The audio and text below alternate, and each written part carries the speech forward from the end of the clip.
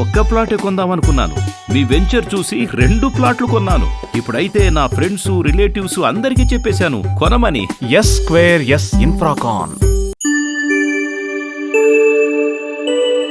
ఒక అపర మేధావిగా ఉన్న ఆనాటి పెద్దాయన తెలంగాణ నుంచి భారత్కు విస్తరిస్తానని, దేశానికి దశ దిశ తానే అని చూపిస్తానని ప్రగల్భాలు పలికిన పెద్ద మనిషి ధరణి పేరుతో ప్రజలకు దగా చేశారన్నది ముమ్మాటికి నిజం.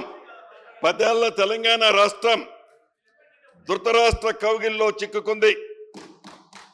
ఆ పెద్ద మనిషి చేసిన ఈ పాప ఫలితాన్ని అన్యాయంగా తెలంగాణ రైతాంగం అనుభవించాల్సిన దుస్థితి దాపురించింది.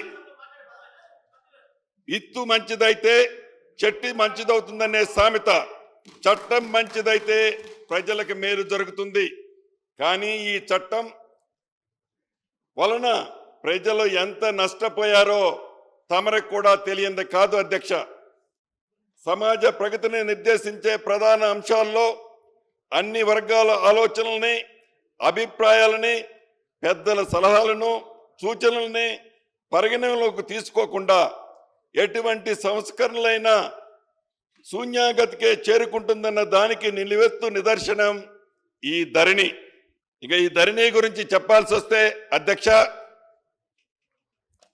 ఇక్కడ ఈ సభ్యులు ఎవరైతే ఉన్నారో ఈ సభ్యులందరూ ప్రతి గ్రామానికి వెళ్ళినప్పుడు ఇందాక తమరికి నేను చెప్పినట్లు కొన్ని వందలాది వేలాది అప్లికేషన్లు రావటం ఈనాడు మనం గమనిస్తున్నాం.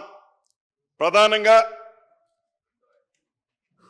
ఈ ఇందిరమ్మ రాజ్యం వచ్చిన తర్వాత